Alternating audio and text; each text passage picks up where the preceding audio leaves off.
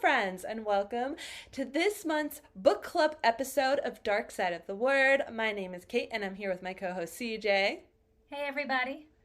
And I know that you've all been anticipating, at least I have, because I'm super excited to talk about, as I'm looking around myself trying to find the book, Strange Sally Which you just Diamond. had in your hand 2 seconds ago. I know, I was waving it in front of the camera a second ago, and then I set it down, and when I need it, I can't find it.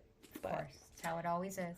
So this month we are discussing Strange Sally Diamond by Liz Nugent. This is my one and only warning. If you have not read the book, or if you've not read the book, or you don't care about spoilers, continue on. Otherwise, pause, read the book. The book will 100 million trillion% be spoiled. We are no holds bar. We are here to discuss our thoughts, right? Yes, I feel like I'm one of the few people who doesn't mind spoilers about things, actually. So, I would listen to this even if I hadn't read the book. I just like to know what I'm getting into. I can, tell you stuff, and I can spell it all out for you, and you don't care. I love it. Yeah, especially about, movies and TV shows. Maybe books I'd be a little bit more finicky about, but movies, TV shows, I am happy to know what happens because I like to be prepared. I like to know what I'm getting into. I'm trying to be really quiet with this. This was a horrible idea. I have a mason jar of ice cold green tea over here. I was wondering what that was. Yeah, and I'm unscrewing the top, so I apologize to our listeners. And I also apologize for the podcast, I don't remember which one it was, but a couple podcasts ago, there's heavy breathing of my dog. And I could not edit that out. And I just want to introduce everyone to our mascot, Hubble. The dark dog, the darkling dog of our mascot menagerie. I think our Darksiders need to see a photo of Hubble so they know who is panting behind the scenes. There are so many photos of them. Really? On Dark Side of the Word, though? Not on Dark Side of the Word. On my personal account. On my old Bookstagram account there, I had tons of pictures of them. You can see them. Did. I have, what was it?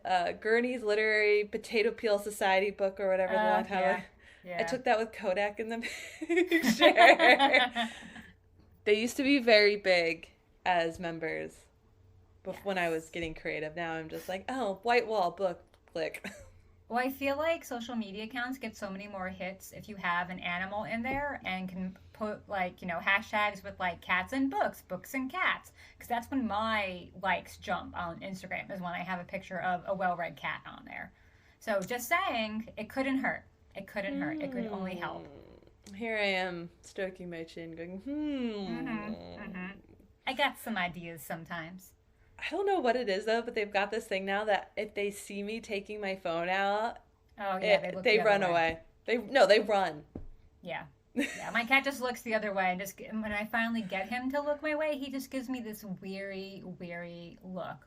Really, woman? Again, don't you have 5,000 photos of me? Which I do, but not with that particular book. So you have to look at the camera, cat.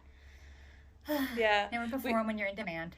We should just whenever we adopt animals, just be this is your job description in this household.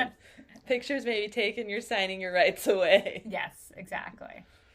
But I doubt people care about our mascots, so we will get into the real reason that we're here today, Strange Sally Diamond. And as always, we will start with our initial reviews of the book to give a starting point, and then kick things off with a bang. Exactly. Thank you. And then we will re-rate it at the end to see if either one of us has convinced the other person. So, you first.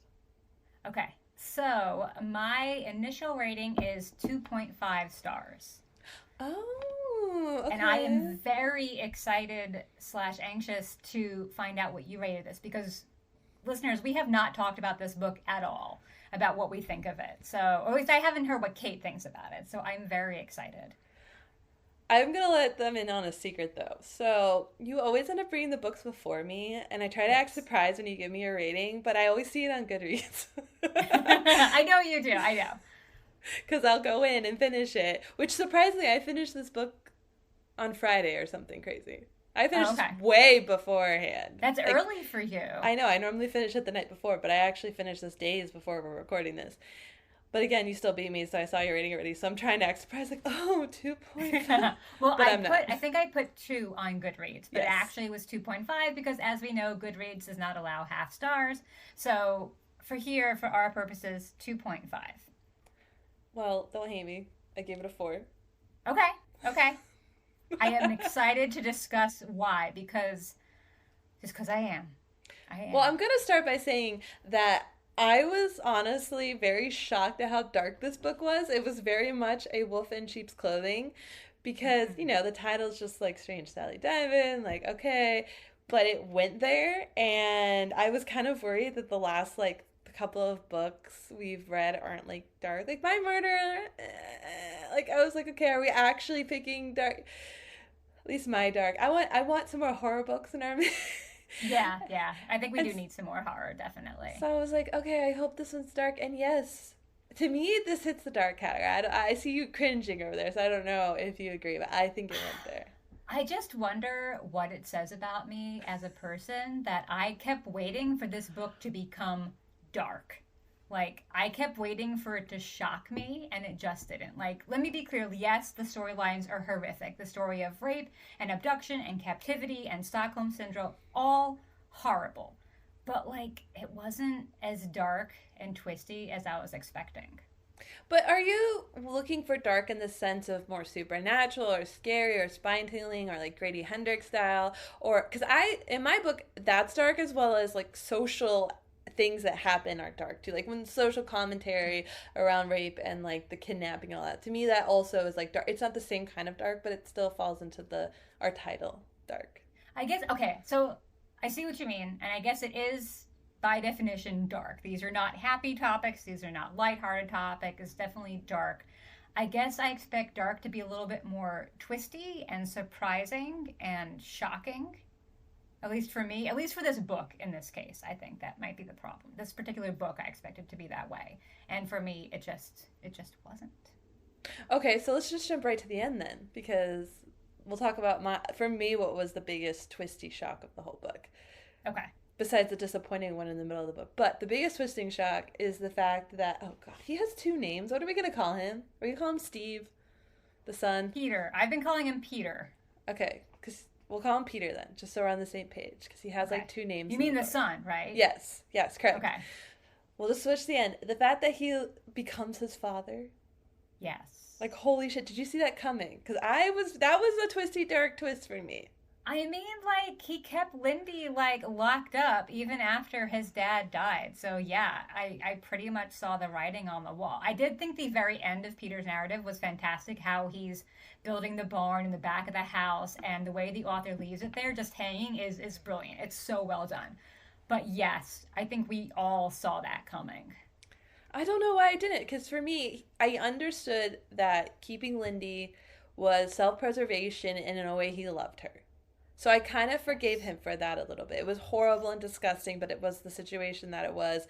He was immature. He wasn't brought up well enough to understand that, he needed to go be above and beyond, do their thing. So I guess I kind of forgave that, but he felt to me that he was a good person, that he would not repeat the same mistakes again. Like, there's one thing to, like, have that happen, everything came out fine for him, than to purposely do it again. Oh man, no, I think he's a son of a bitch. Like, he should have let Lindy go. He should have let Lindy go. Like, he's seen enough movies, he'd been out in the world enough to know that what his father was doing was wrong, what he was doing was wrong. He had so many chances to make good on this, and he didn't. And she eventually developed Stockholm Syndrome. That was the only reason she was with him at the end and didn't walk out of the unlocked house, is because Stockholm Syndrome. She fell in love with her captor. And that's just, and then how she died in the back of the car, like, oh God. I don't know. He's an awful son of a bitch.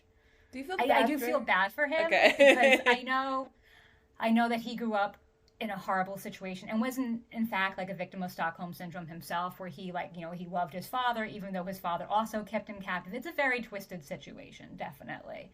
But because he's also a Lindy himself.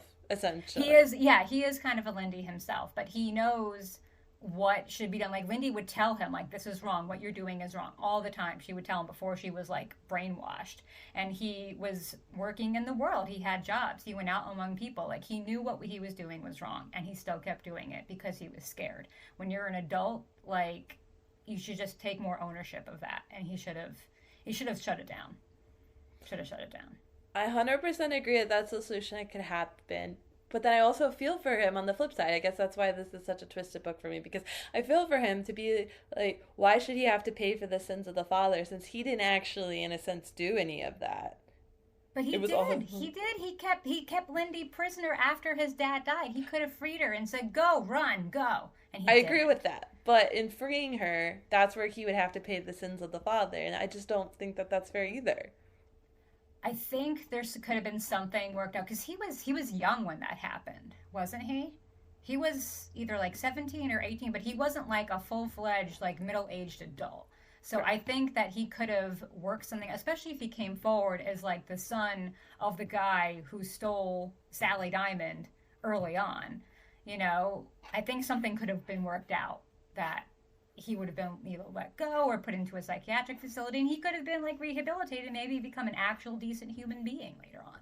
But he just made the decision over and over again to just not be a good person. He was just not a good person. And he just kept going down the dark path. And so building his own barn was inevitable. Because that's the only way anyone could love him. Oh, it's so creepy. It's just so... See, dark. So you said creepy. It is dark. It is dark. Yeah. I did like how... What am I looking for? Yeah, I want to hear. Okay, so why are we giving this a 2.5 stars? Because it's kind of a lie. You did tell me you needed someone to explain why this book was good. Yes. So, okay. You talked slightly. As listeners may remember me saying in our last book club podcast episode, I was super excited to read this book because I'd read author Liz Nugent's previous book, Lying in Wait, a few years ago, and I adored it. If you're curious to read my book review for Lying in Wait, it's available on my blog, wellreadtart.com. But in summary, the novel was fresh and it was well written, and the ending left me completely shocked. So between that and how many times I keep seeing Strange Sally Diamond popping up on like the UK bestseller list and now popping up on Bookstagram, I was just primed for something amazing and unique and totally off the wall. And I think I just need to stop having expectations for books because for me, it just didn't deliver. Do you want me to talk about the things why I didn't like it, or do you want to start with what I did like about it? Let's go with what you didn't like. I need the longest amount of time to convince you otherwise. Okay. Let me scroll down to my list of what I didn't like. So, again, I was prepared for something totally different and unique, and instead I felt the story was completely derivative. If I could sum it up, it is A Man Called Ove meets Eleanor Oliphant is Completely Fine meets Room by Emma Donoghue. And I loved all those books. They were all great books, but I've read them already. I was expecting something fresh, and this was not it. Can I pause you for a second? Because it's hilarious. Because I've been doing on Instagram now if you like this, read this a lot, because I find that people really want book recommendations based on the other books they read. And I was literally sitting here and I was like, I feel like this one should be A Man Called Ov. Like, if you like A Man Called Ov, you should read this one. So we're on the same exact page there. Yeah. And, like, there's the two narratives. There's really, like, Sally's narrative and Peter's narrative. And eventually they intertwine. But we got Sally's narrative basically being A Man Called Ove meets Eleanor Oliphant. And then we have, Room with the whole Peter and his dad Connor and Lindy and Sally's mom. I forget her name now. But I just feel like I've read this before in various forms. So why is everybody saying it's so shocking, it's so twisty, it's so unique? It's not. And that's where the disappointment comes from me. It wasn't that I thought it was a bad book. It's just that it wasn't as brilliantly unique as I thought it was going to be. I know I keep saying that word unique, but that just really hones in on what I'm disappointed with. See, I'm lucky. I don't have any experience with The Room. So I've never... Because that was a book and a movie, right? It was, with Brie Larson, I think. Yeah, I've never watched or read that. So for me, this was fresh. And maybe that's why people like it. I think that I really liked A Man Called Ov a lot. And so for me, like, I'm guessing you didn't like it? I loved A Man Called Ove. Okay.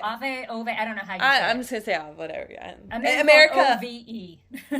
And in America, they changed it to Otto. Otto, yeah. Whatever. That's probably one of my top favorite 5 books is A Man Called Ove. That was just a beautiful piece of literature.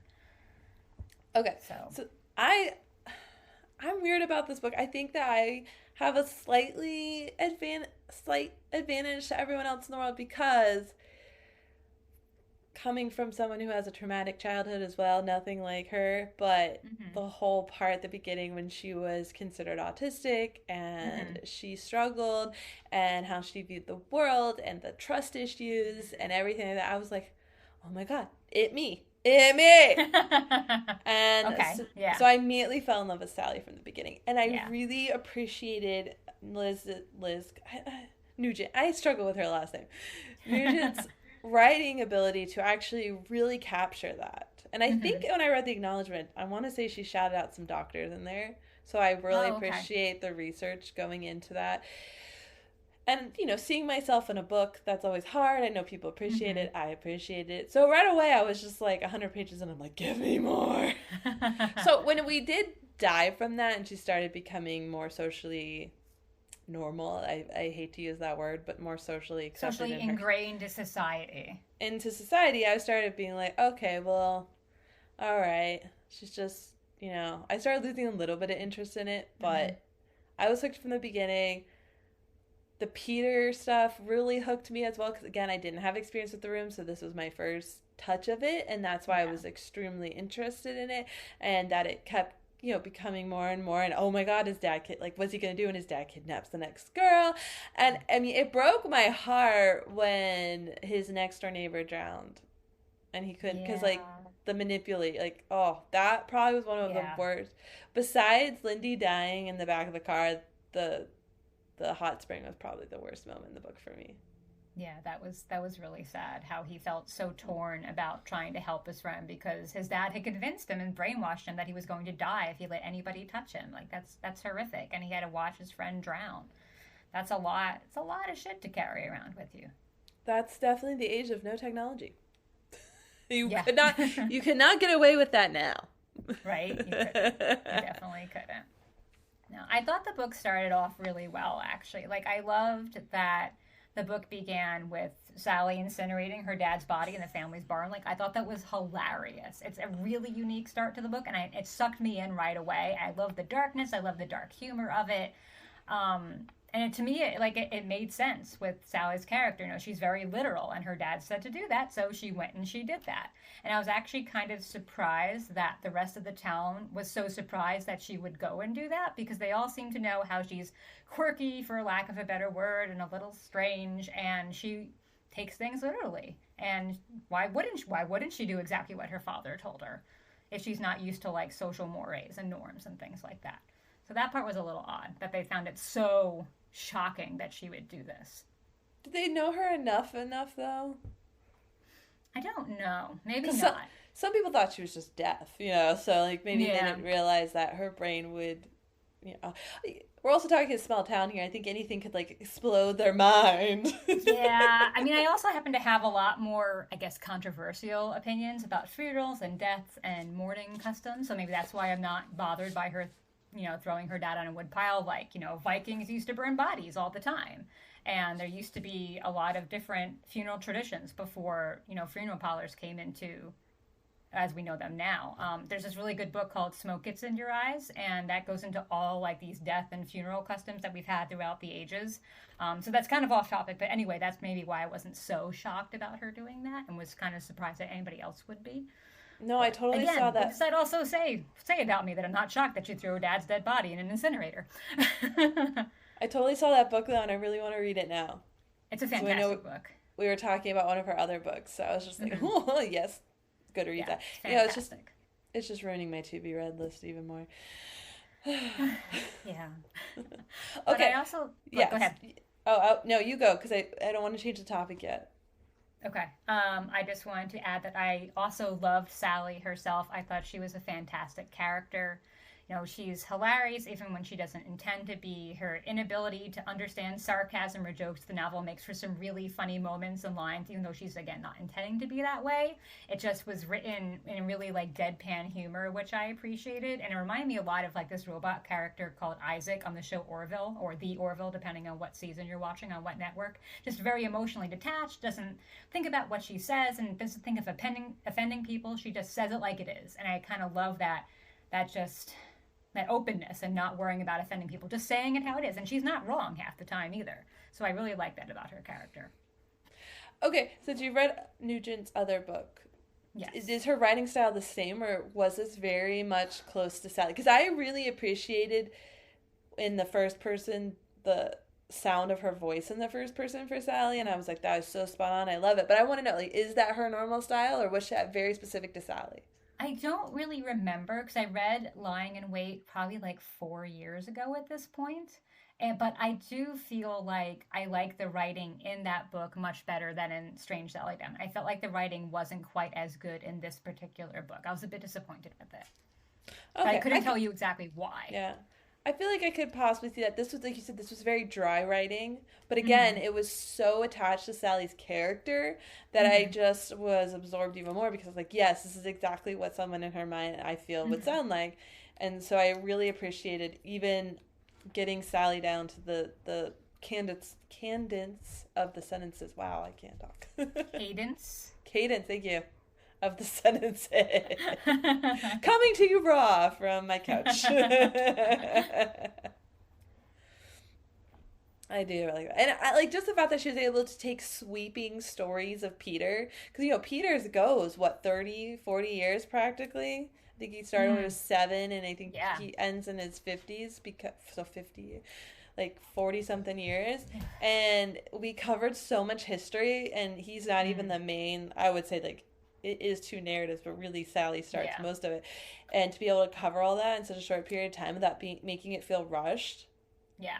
I think she did a fantastic job.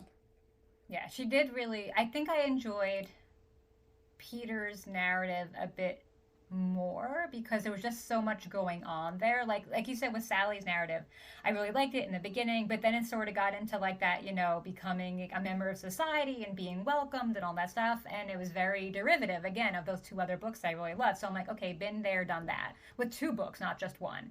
So it just wasn't really exciting me, so I was kind of looking to the Peter narrative for more excitement, and there was a lot. There was so much going on, and she basically packed 2 stories into 1 book. I do have to acknowledge that.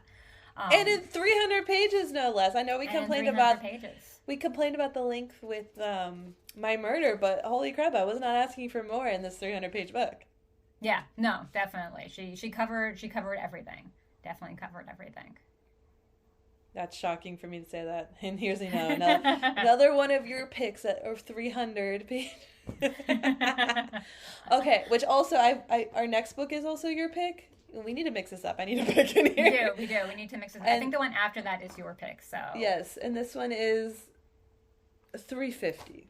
So you upped it by 50. upping it a little bit. All right, we're not going to get off track. Okay, so I want to talk about what I thought was a twist. And I was like, damn it, I don't want this answer. Okay. Mark. Did you at any point think Mark was her brother?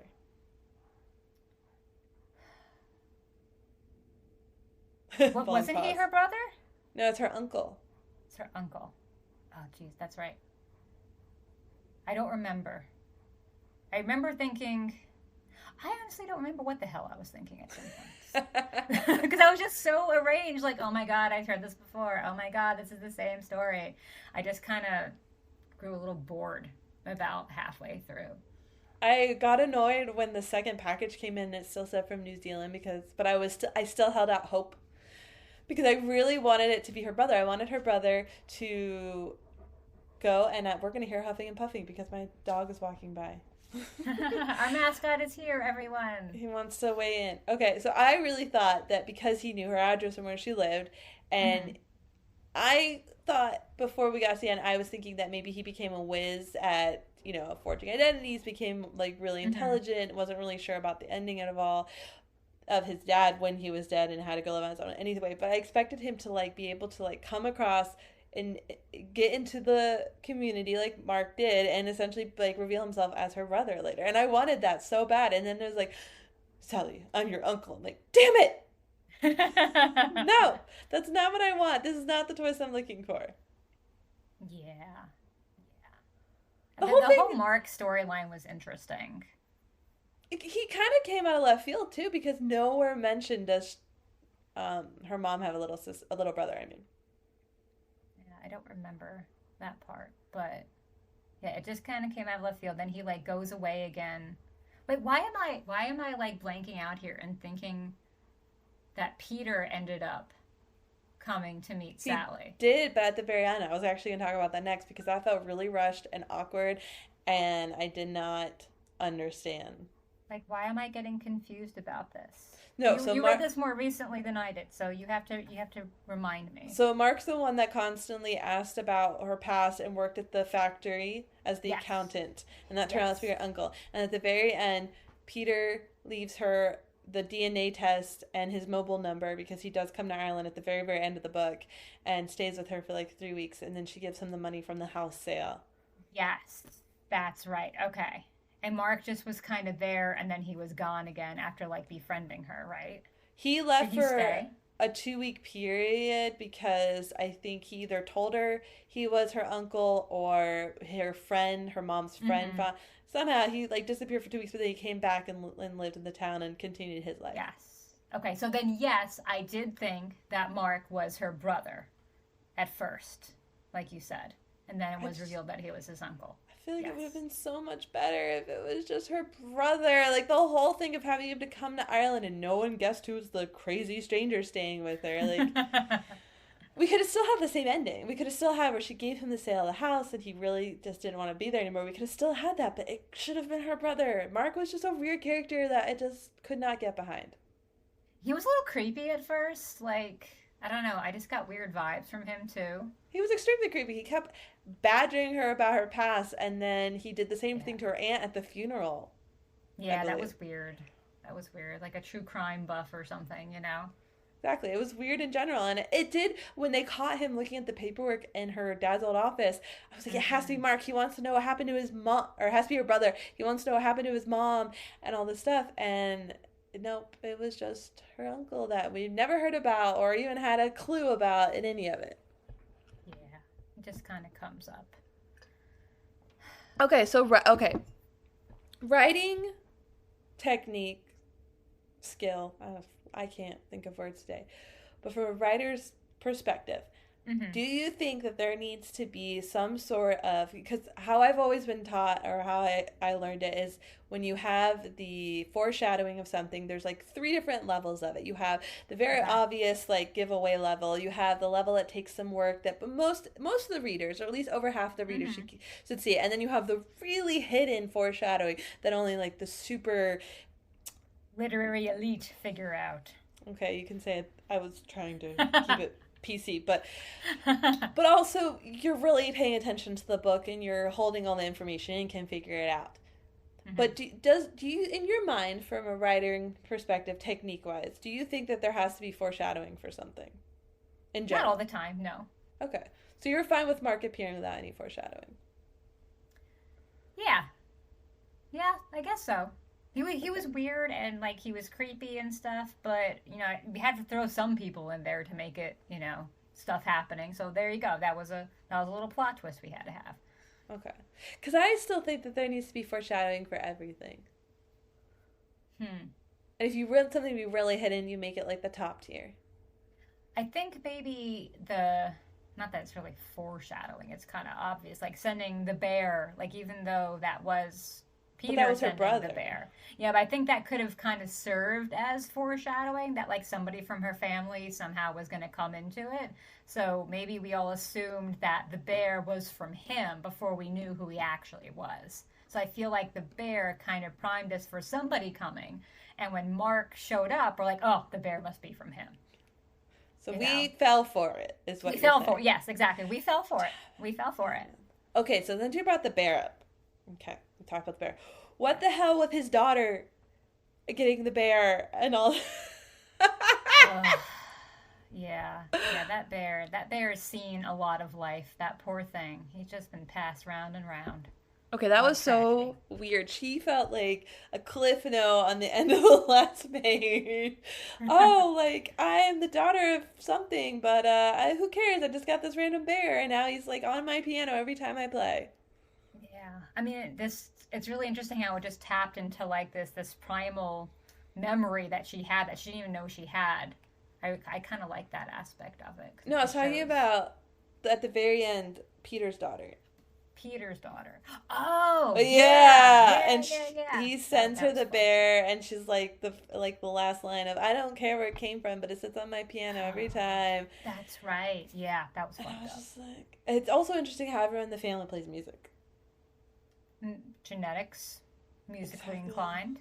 But family, but also the whole daughter thing. Like, I think it was very key to the story of him sending her away like the day she was born and everything. I think that was great, but just like catching up with her at the end of the story was just weird. Yeah, I thought that was kind of random too. I don't feel like we needed that. It didn't add anything to the story for me. Because even in the end, it's just kind of like a flippant, well, I don't want to be in the drama anymore. I just want to play piano. It's like, oh, okay. It made me wonder if like she's setting us up for some kind of sequel that follows the daughter and to see what she turns out as. That's the only reason I could think that it might be helpful there. But if not, or she tries to go find her dad eventually. Yeah. And then gets, he's kidnapping. And he's got like 46 of them shackled in the barn or something like that. Oh, it's so weird. So creepy. Well, he only wants one and he doesn't want a kid, okay? Like, he made that very clear. You know? That's true. He has his limits. Good for him. But yeah, I don't feel like bringing the daughter in, that little snippet we saw of her really adds anything to it. It could have ended before that for me, definitely. Okay, so one of my last things I want to talk about. So I thought that we as artists in the world kind of like all made a silent pact in our books and our writing to never write about COVID. Why is COVID in here? Why does it matter?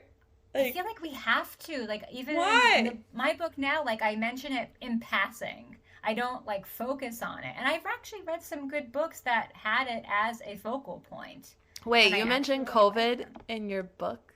As in passing. Just that, like, during COVID, the businesses took a hit and then they kept on going. It was very brief. It was just a quick nod to, like, hey, this shit show happened. To kind of, I guess, set us in time and place a little bit more.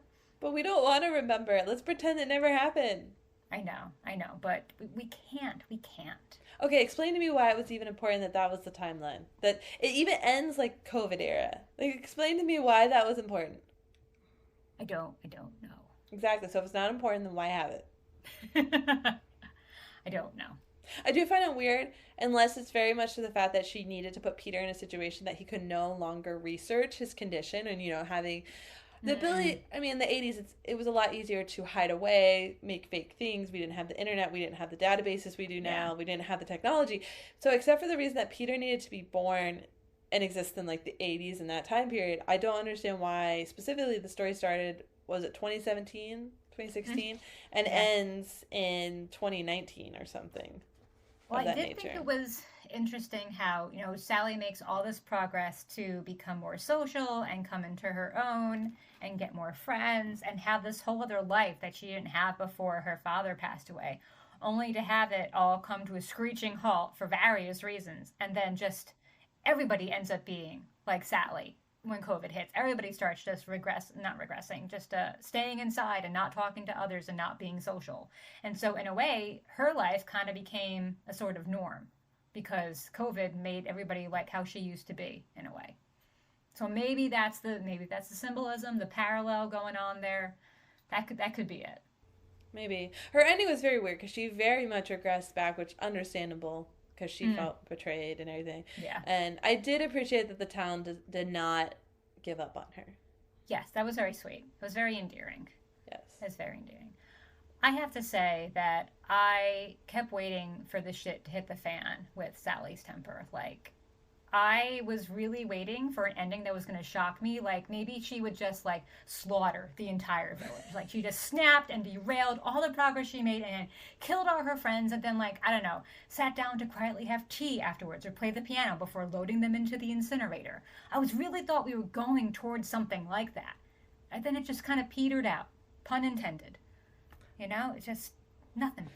Fizz, would that have been an interesting ending if she had said kill Mark or even Peter and then she burned him in the incinerator and tried to hide it at the very end?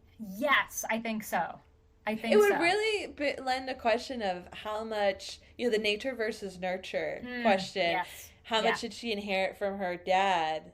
Yeah. Because I think she was taken away young enough that she clearly, well, let's not even talk about the drugging her dad did to her, her adopted dad, but just the fact that, she didn't remember what happened to her, so she lived this kind of semblance of normal life outside of her condition, in the sense that she grew up in a somewhat, we find out later, but somewhat pleasant home. Mm-hmm. So that would have been a really interesting take if she had just happened to accidentally murder someone. Instead of the whole... I was very pissed off at the whole thing where it kept saying, like, Sally, you shouldn't do your anger.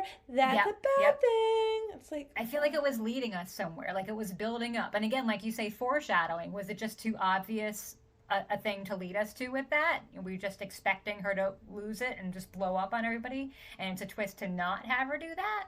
Maybe. But... I honestly would have liked to see her snap a little bit. Make it a little bit more exciting at the end for me. Because otherwise it was kind of boring. I 100% agree with all that statement. And I am very disappointed now. Why are you doing this to me? Why are you ruining the book for me? I'm not trying to ruin the book. I'm just trying to show you what could be possible. And what I was expecting. Okay, so write that book. I know. Why am I the unpublished one here? Jeez. Sigh. That's just, yeah. Anyway. Okay, so we talked about all the things you hated. Did we not cover something about why you liked it? Do you have anything left? Yes, there are a few things. So one thing I really liked about this book was that the reveal about Sally's past comes really early in the book. And I was pretty surprised about that because usually you have to wait forever to find out what happened to somebody in their past. And it just came really quickly. And I was like, so where is the book going to go from here? And by the end of part 1, I was just really engrossed and I had so many questions. But obviously then it just started to kind of dwindle from then on. And I was just unimpressed by the answers I was given. But I did like that the whole book wasn't waiting to find out what happened to her. It was everything after or around it and leading up to it. So I like that aspect to it. Do you want to say anything about that before I go on? No, it just made me think about something else, so you're good. Do you want to talk about something else? We're I was just thinking about how dark it was that her mom, banged her head to death. Oh, God, that was awful. Yeah. So you keep talking about gross, disgusting, awful. That's all dark stuff. We're just in a different realm of dark, but this is what makes it dark. Yeah. Yeah, it's not surprisingly dark to me. It's just dark.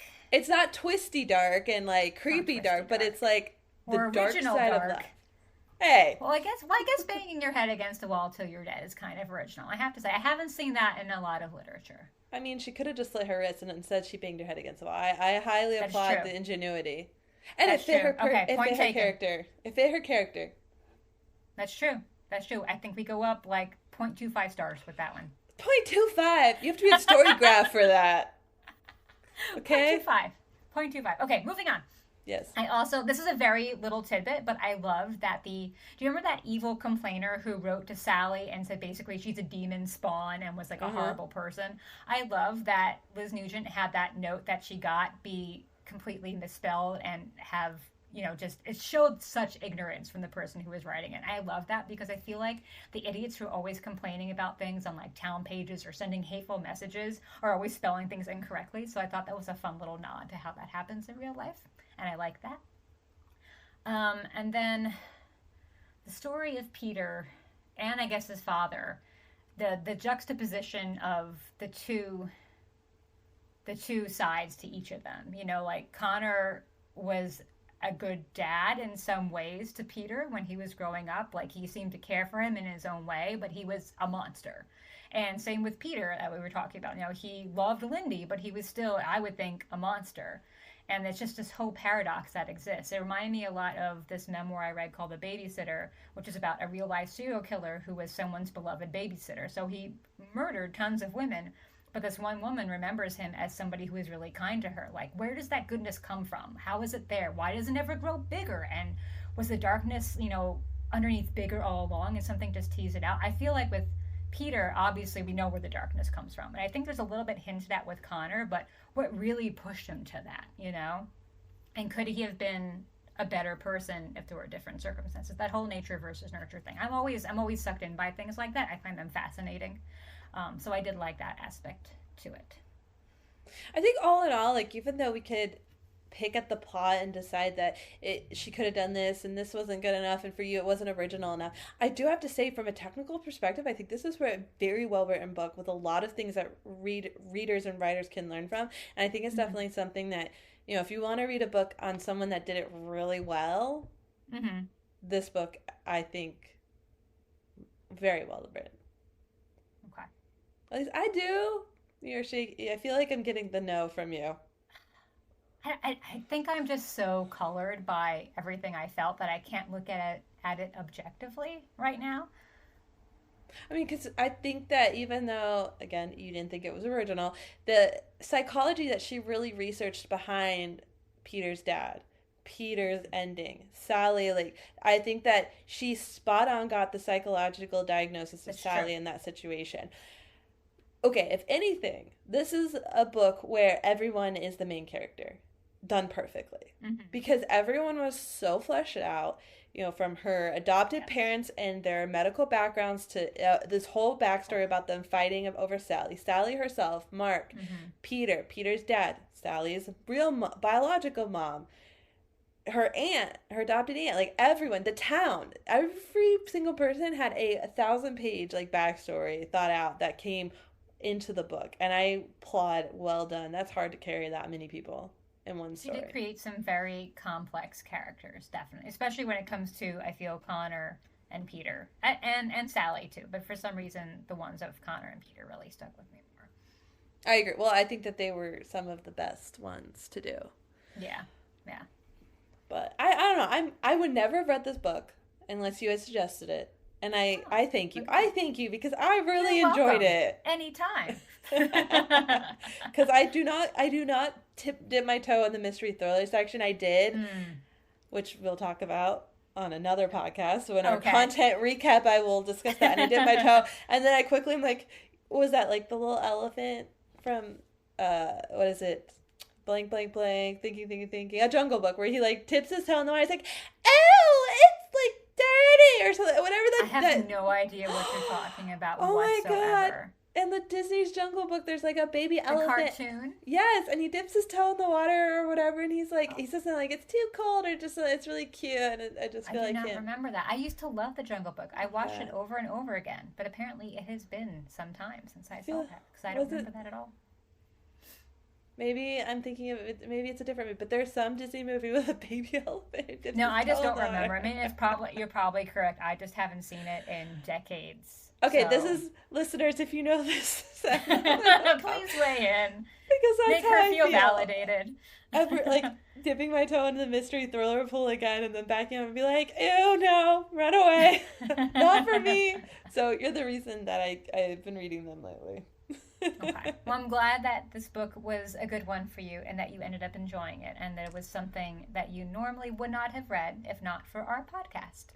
This makes me want to... That's the whole point. Exactly. But this makes me want to keep like a tally of who liked what and see if... That's true. We should do that. We should. Okay. I'm going to put it together after this. Okay, I want to know like who liked what, like who had the more yay books or nay books. Definitely. All right. So it's time to bring this all back together and re-rate it. I hope we got you to a 3-star at least. Can we say yeah? Well, I'm still a little torn because like, did I like it? Kind of. Like it wasn't bad, but it wasn't great for me. However, would I recommend it? I would only recommend it to people who haven't read those 3 books that I've mentioned, because I feel like you're not gonna be as impressed if you've read those books and loved those books. Okay, unless you read A Man Called Off, because I did and I loved this, so. Okay. Okay, so a 3 to me is you're on the fence. It's not good and it's not bad and it's like. 2.75. 2.75. Final verdict. We gotta get you on Storygraph, girl, where they have the quarter ratings. I am still at 4 stars, so. Okay. I'm not changing. I feel really good about it. I'm happy I own it. I feel really good about it. Would you like my copy? No, I already have a copy. Okay, then. Okay, that will go into my little free library once it gets up and running. All right, and we are announcing next month's book. We are reading Just Like Home by Sarah Gailey. Did I say that right? Sarah Gailey? Yes, I believe so. Perfect. It is a beautiful little cover. I love the cover of this book. It's very by the way. nice. Very nice. I'm very excited. I happened to find mine at a used bookstore, and it has a signed book plate in it. So, but if you would like to help support us in our fledgling creative careers, and you want to read along with the book club, and you want to buy the book, please feel free to use our affiliate links with bookshop.org. It has no cost to you. We just get a slight kickback on the regular price of the book that you would be buying it for, and you would greatly help us to continue making this great content for you guys. Yes. And it'll be available the last Thursday of the month, which would be September. So make sure you join in. Again, that is Just Like Home by Sarah Gailey. And then, yes. So, any last thoughts before we sign off? No. Okay. That's it. Well, No. make sure to catch our other podcasts where we update you on our writing, content, and what we call it, current events in the writing world. Yeah. Exactly. Check us out, and we'll see you next time, friends. Bye. Bye.